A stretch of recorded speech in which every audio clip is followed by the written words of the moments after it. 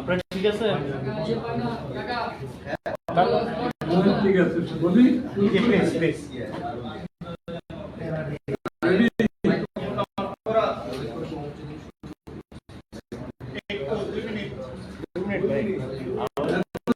কি করলো না না অপ্রস্তুত থাকে তো।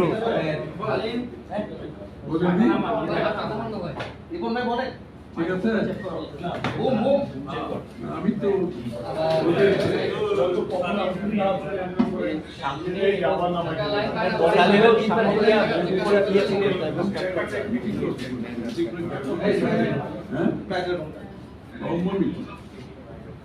এক ঘন্টা 25 মিনিট। কি হলো আলোচনা? সবাইকে ধন্যবাদ।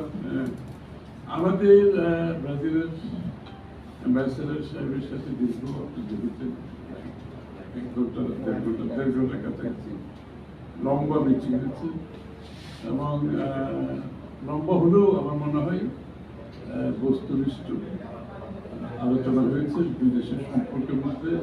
বিশেষ করে তারা আগামী দিনের নির্বাচিত সরকার আসলে ব্রাজিলের সাথে কি কি কাজ করার সম্ভাবনা আছে এগুলো দীর্ঘ আলোচনা করেছে এবং এখানে বেশি গুরুত্ব দিয়েছে আমাদের কৃষি। আপনারা জানেন কৃষিতে ব্রাজিল অনেকটা এগিয়ে আছে এবং তাদের কৃষি এবং লাইফ স্টক অনেক বড়।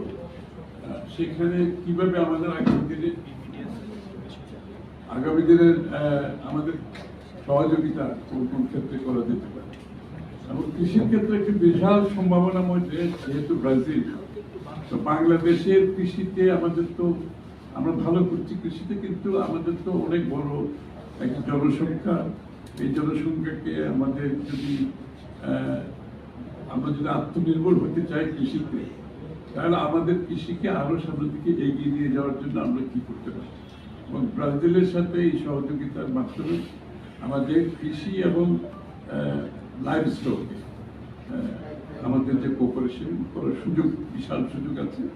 সেই বিষয়ে দীর্ঘ আলোচনা হয়েছে কোন কোন এরিয়াতে আমরা দুগ্ধ, আমাদের দেশের দুগ্ধের যে সরবরাহটা এটা অনেক বেশি বাড়ানোর সম্ভাবনা আছে। আমাদের লাইভ স্টকের মাধ্যমে, বিফ ফ্যাটেনিং এর মাধ্যমে আমাদের নিজস্ব কনজাম্পশন করে রপ্তানিরও সুযোগ আছে এবং এগ্রিকালচার প্রোডাক্টের বেলায় এবং এগ্রিকালচার প্রোডাক্টের প্রবৃদ্ধি আরো কিভাবে বাড়ানো যায়। আমরা কম জমিতে বেশি ফসল ফলাতে হবে, এই জন্য কিভাবে বাড়ানো যায় সেটা আলোচনা হয়েছে, দীর্ঘ আলোচনা। এবং আরেকটি ইন্টারেস্টিং আলোচনা হয়েছে আজকে, সেটা হচ্ছে স্পোর্টস। আপনারা জানেন ব্রাজিল ফুটবল তো আছেই এবং ওরা স্পোর্টস নেশন হিসেবে পরিচিত। বাংলাদেশের সাথে আমাদের স্পোর্টসে সহযোগিতা কোথায় কোথায় করা যেতে পারে এবং তারা খুবই ইন্টারেস্টেড ব্রাজিলিয়ানরা বাংলাদেশের সাথে আমরা কোঅপারেট করার জন্য। ফুটবল সহ, ফুটবল, বাস্কেটবল সহ বিভিন্ন স্পোর্টস এরিয়াতে তারা কাজ করতে চায় বাংলাদেশের সাথে। এবং সবচেয়ে ইন্টারেস্টিং হচ্ছে আমাদের অ্যাক্টিং চেয়ারম্যান সাহেব তারেক রহমান, ওনার বিশাল একটা ইন্টারেস্ট আছে স্পোর্টসটাকে এগিয়ে নিয়ে যাওয়ার জন্য এবং সেই ক্ষেত্রে আমরা মনে করি ব্রাজিলের সাথে আমাদের একটা ফুটবল সহ অন্য স্পোর্টসের কোঅপারেশনের যথেষ্ট একটা বড় সুযোগ আছে।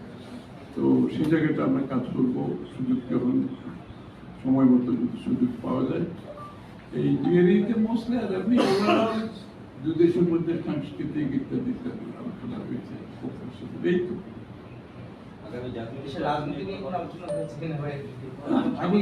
না, রাজনীতি নিয়ে এটাই তাদের মনোভাব হচ্ছে তারা নির্বাচিত সরকার হলে সিদ্ধান্ত গুলো বাস্তবায়নের সুবিধা হবে এবং তারা সেটার অপেক্ষায় আছে। আসলে ইন্টারন্যাশনালি খুব একটা বাজে অবস্থা হচ্ছে আসলে ইসরায়েল, ফিলিস্তিন, ইসরায়েল, ইরান, সেটার ইম্প্যাক্ট আসলে বাংলাদেশে পড়বে কিনা করার কোনো শঙ্কা রাখেন, এবং সেই শঙ্কার জায়গা থেকে নির্বাচিত সরকার সেটা কতটা দ্রুত মোকাবেলা করতে পারতো, অন্তর্বর্তী সরকারের ক্ষেত্রে সেটার কোনো প্রতিবন্ধকতা আছে না? নির্বাচিত সরকারের পক্ষে তো যে কোনো সময়, যেহেতু জনগণের ম্যান্ডেট নিয়ে যারা কাজ করে, যে কোনো সিচুয়েশন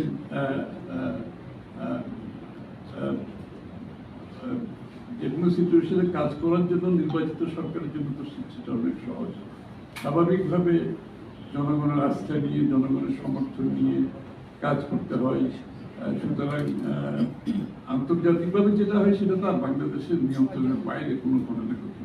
কিন্তু সেটাকে মোকাবেলা করার জন্য তো স্বাভাবিকভাবে নির্বাচিত সরকারের সিদ্ধান্ত নিতে অনেক সুবিধা, কারণ জনগণের ম্যান্ডেট থাকে এবং নির্বাচিত সরকার যেটা করতে পারে সেটা শুধু নিজের দলের মধ্যে নয়, প্রত্যেকটি দলের সাথে একটি সম্পর্ক, রাজনৈতিক সম্পর্ক যেটা থাকে সেটা তো সহযোগিতা করতে অনেক সহজ হয়ে যায়।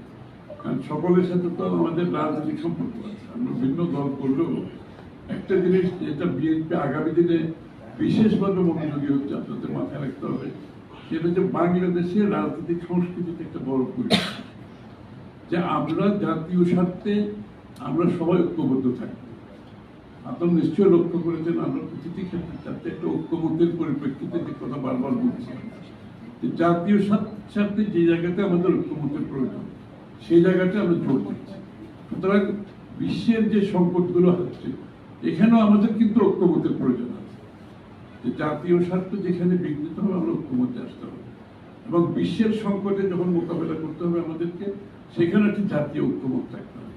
আমরা জাতি হিসাবে জাতির স্বার্থে দেশের স্বার্থে ঐক্যমতের বাইরে কোনো যাওয়ার কোনো সুযোগ নাই, এবং বিএনপি সেই কাজটা খুব মনোযোগের সাথে করছে।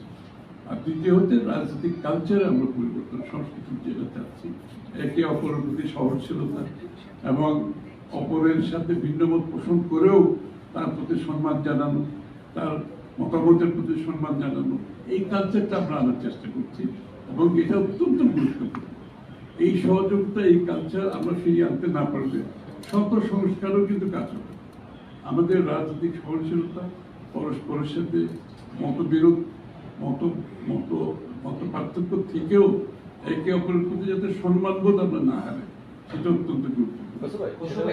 বলছেন যে আসলে ঐক্যমতের কথা বলছেন, সেটা নিয়ে আসলে আপনারা লন্ডনে একটা বৈঠক করেছে, বাংলাদেশ ঐক্যমতের বিষয়ে সংস্কার নির্বাচনের কথা রয়েছে, কিন্তু আপনাদের এই বৈঠক থেকে অনেকে বলছেন যে সংস্কৃতির ব্যত্যয় ঘটেছে, দেশের রাজনৈতিক সংস্কৃতি ব্যক্ত হচ্ছে, জামাত স্পেসিফিক হচ্ছে। একই সঙ্গে তারা বলছেন যে নির্বাচন মানে বর্তমান সরকারের নিরপেক্ষতাও ক্ষুণ্ণ হয়েছে।